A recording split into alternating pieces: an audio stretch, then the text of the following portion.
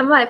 Hi, friends. How are you? I'm Nicole, and this channel is Nikki Knows Nada, where I talk about INFJ type stuff from an INFJ point of view. I would love to hear the personality types you guys have, and if you've taken the personality test from the Myers-Briggs, because MBTI or something like that, please don't ask me what it stands for. I'm gonna get right into it. So I was asked by my friend Schooner, what's the difference between an INFJ Doorslam and going no contact? So I wanted to cover that. And even though Schooner and I have talked about it, I kind of wanted to go more into it. All right. So first, let me read you definition. Somehow I have my notes. I'm not just reading from my phone. Let me tell you. Okay, so going no contact, a lot of times when you're dealing with like a narcissist or a narcissist type personality, no contact is the way to go, and that is not contacting them. And sometimes there can still be feelings there. A lot of times there's a lot of emotional damage, and I've dealt with a lot of narcissists as INFJs do. I happen to be an INFJ. I'm a Hayoka, and there's also the INFJ empath. Hey, Schooner, good seeing you. The INFJ empath.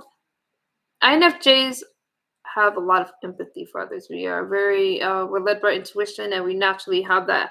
I haven't really heard of an INFJ that doesn't have empathy. But so the INF, not the INF, the going no contact, you can still have feelings for that person. So let me just read some of my notes here. So going no contact is a strategy to break free from a narcissist, as the name suggests. It involves avoiding any contact with the narcissist, including meeting with the narcissist in public or in private, phone calls, calling yourself or taking calls from the narcissist, blocking the narcissist text messages, blocking the narcissist on social media, or even more extreme, deleting your social media profiles so that the narcissist can't find you, and carefully avoiding any other possibility of meeting with the narcissist or talking with them, and that's going no contact. What is a Hayoka? Okay, I actually will give you that. What does INFJ stand for? I have that in my notes, even though I know it. Let me give you that, because I'm going to answer that and then go into the INFJ Doorslam, because there's actually 4 stages of that. So keep in mind that going no contact is basically not contacting that narcissist at all, not taking phone calls.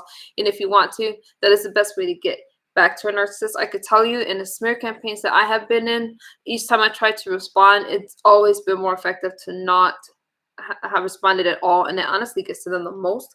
Let me read you the what it stands for.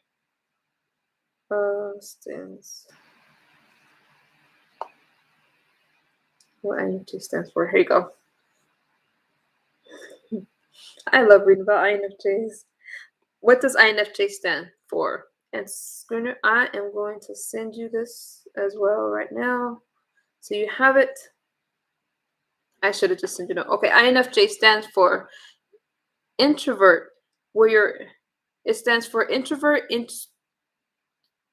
intuitive, feeling, and judging. Introvert, where your energy comes from. You focus on the inner world around your mind. Intuitive, I'm probably not pronouncing that right. Where your focus is, you interpret and add meaning to the information you take in. Feeling, how you make decisions, you go with your gut feeling. Judging, what behaviors others see. You live your outer life in a plain and decided way. I appreciate the question, Schooner, because you have those questions, and a lot of other people will have them as well. So I definitely appreciate your questions. Thank you for that. I want to let me tell you.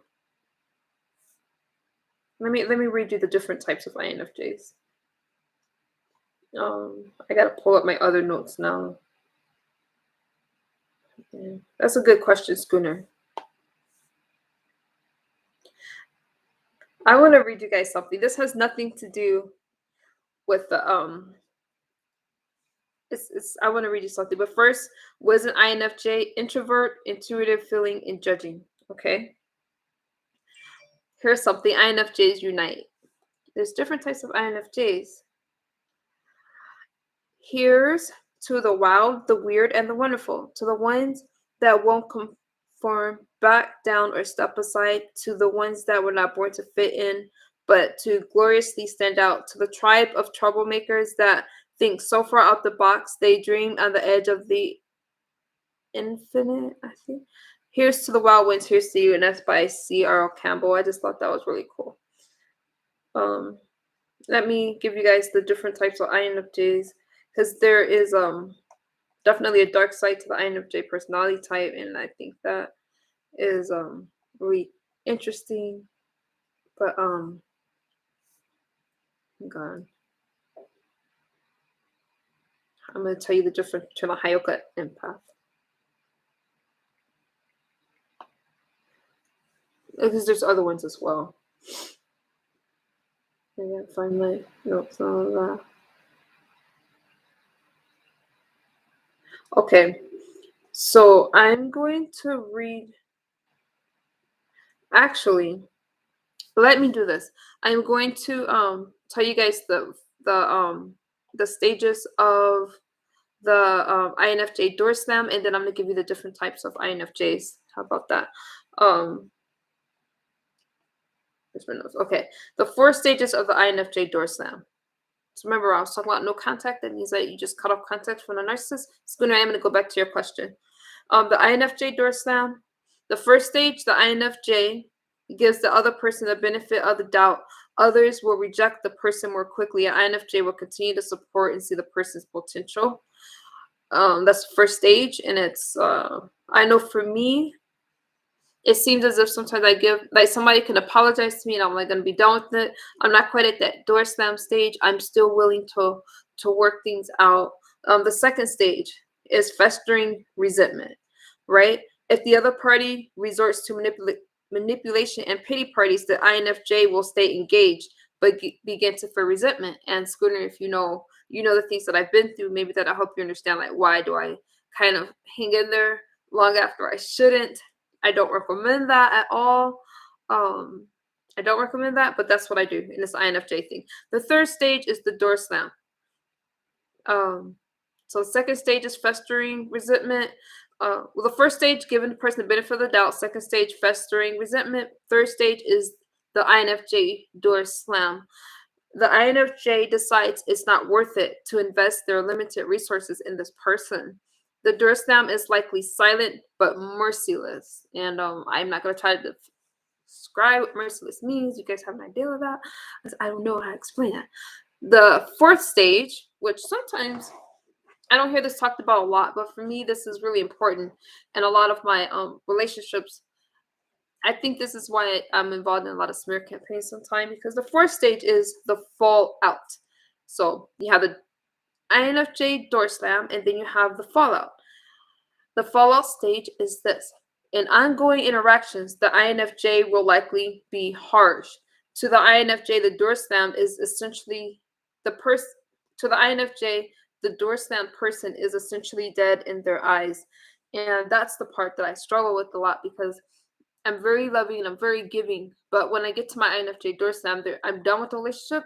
And because I'm so caring, and an INFJ would give you chance after chance, I do that. But take a drink of water. There's stages to this, and the INFJ door slam is cold. So the difference is, like, with the no contact, you could still be struggling with feelings and things like that, and wanting to go back. But the INFJ, to protect themselves, we have this innate ability, and it protects us from the narcissist. And that door slam is cold and it's brutal. That fallout. Hey, Reckless Weirdo, good seeing you. Schooner. Oh, Schooner, I will run you on this channel too. I think I could do it from here. Here we go. The get your cut. So the INFJ, I can say that when I walk away from somebody, they feel it. A lot of times they say that I'm being cold, and I am so loving, I'm so giving. But when you get to that point where you see me like pretty harsh and stuff like that, it takes pain, right? Because we feel like we can help people and we use our energy to try to get that person to be in a certain place, and when we're rejected, that when people tell me like, hey, you're gonna go back to your ex, and no, I could talk to my ex, or people that think they were my ex, hello somebody. And it's really a done deal when I get to that point. And I love the fact that I have no feelings involved and I can talk to a person and they're so emotional and we feel those emotions already. It's a sick pleasure, but it's kind of like sweet payback or revenge. Which I know the Bible says revenge is God says revenge is mine, but how you doing, Echo's real? Let me tell you the what is a Hayoka?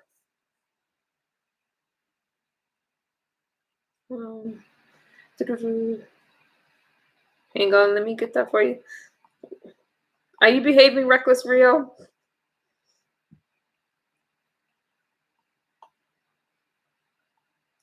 Okay, let me see. Hayoka. Why didn't I get that? I'm gonna read you a definition. Hayoka.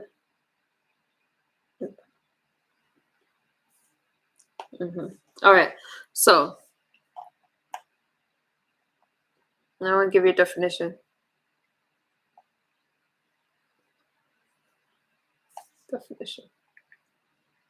Definition. I want to try to make this as clear as possible, and I don't have my notes like in front of me, so I had to do it like this. Okay, Hayoka, the most powerful type of empath. Again, that is debatable.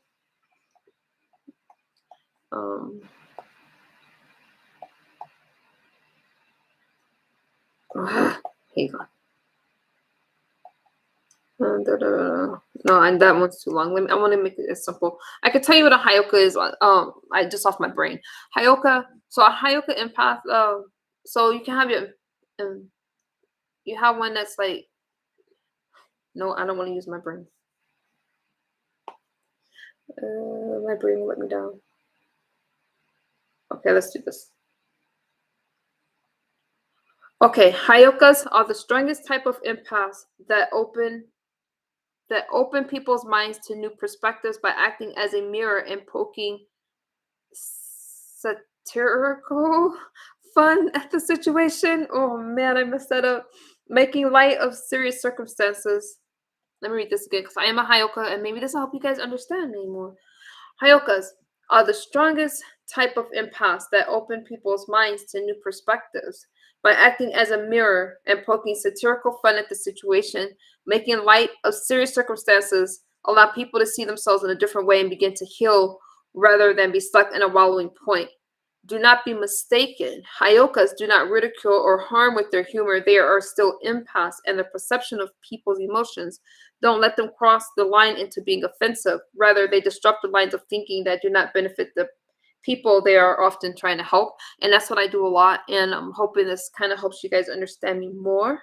Let me give you signs that you could be a Hayoka. Do you guys want that? Do you hear the music? Okay, one sign is that you are an empath. Oh wait, we can just listen. Empaths are highly sensitive beings. They are sometimes often perceived to be a mystique. This is due to the qualities they possess that transcend ordinary human attributes. They are highly susceptible individuals with the innate capacity to discern what people around them feel and go through. Empaths often have a hard time to filter out their feelings from those of others. They are so buried into whatever situation or circumstance that is around them. In other words, when the environment or situation is fun, they are so into it. When it turns bad, they cannot just escape being moody and depressed. In essence, for people who are empaths, neither their happiness nor bad times are whole. It has a feeling of being bittersweet. The most salient point to note about empaths is their drive of showing empathy towards people. Nonetheless, every human being in one way or another can empathize with one another. But the most valued and the one at the apex of it all is the Hayoka. However, it is only a few out of many that are considered Hayoka empaths. In Native America, the term Hayoka means a sacred clown. It is also used to refer to individuals who are like emotional mirrors to the people around them. A Hyoka empath possesses the ability to absorb and do away with negative energies around him or her. They also can be described as one who acts in a way contrary or different from the way everyone else does. A Hyoka empath views things differently compared to the paradigm of other people. Anyways, guys, here are some signs that show that you might be a Hyoka empath. Okay, guys, so I hope that if you guys want me to go through signs, I could do that. Hey, Dr. Kato, I don't see you. I don't know if you guys like wanted me to go through that, but I have a lot of trouble kind of getting people to understand me. I know that I'm a Hyoka. A lot of times I will resort to humor when things are, hey, Dog Kato, when things are uncomfortable, and I just do that. But as far as like giving people time and time again to trying to make amends with me, I feel things very deeply, and I know that's the INFJ thing. Oh, Don Kato and Schooner are fellow INFJs. Reckless Real, one day I would love to know what your personality type is. But so Schooner, I hope that I answered your question with that, and I am so sorry that I have not. I hate to apologize for myself. I haven't been on this channel. I feel things so deeply, and I want to make sure that what I bring to you guys, um, it is more not in my scatterbrain kind of way, that is pretty organized, and any suggestions I truly welcome, because I'm learning more about myself and different personality types, how to get along with them. Don Cato says maybe catch up with y'all on the weekend Sunday. Yeah, Don Cato, that would be good. Schooner says it's all good. Thank you guys for. I really just wanted to do a short stream and answer that question because I said that I would. There was another question in my chat. But I think I answered them both. And so, anyways, you guys, I have to jump over to my politically incorrect page, and I am going to start streaming regularly on all three. So please, that page is a little bit more where I can just speak my mind without worrying about being politically correct. I do have to reword the title, but Schooner, thank you for your questions. I hope that I answered them. Do you have any other questions for me, Don Cato? You are always, it's always great seeing you, and I'm going to oh, Michael has his IG, Schooner. I'm going to drop that link for politically incorrect. Oh, I don't know how. Okay, Schooner, I'm going to send that to you because I don't know how to do that on my computer here. No, I can. Okay, wait. I could do it this way. I'm gonna drop the link right now. I think I got skills now. Just so you guys know, what I'm covering on the politically incorrect page tonight is kind of on stuff that's going on right now that we see in the news. The R. Kelly verdict, stuff like that. Just kind of my thoughts on that one. Let me drop that link for you real quick. You have it. Oh, just for the viewers. Okay. Okay, let me see if I can do. Oh, my screen's frozen. But I will. My screen's frozen. But I will make sure to add that after the stream. I will put that link in the chat because for some reason. Oh wait. Yeah, my YouTube's frozen, so I can't do it. Let me try to do that right now, so that way I could do it real quick. I got it.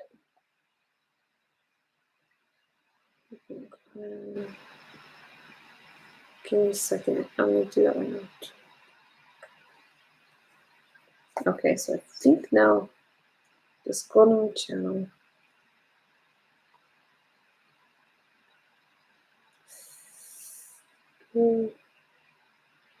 Okay, I have to do it after the stream because I don't know how to do it in here. Oh no, I do. I got it. Oh, here I am. Okay. Oh, here I am. Okay. Oh, here I am. Okay. Shut up.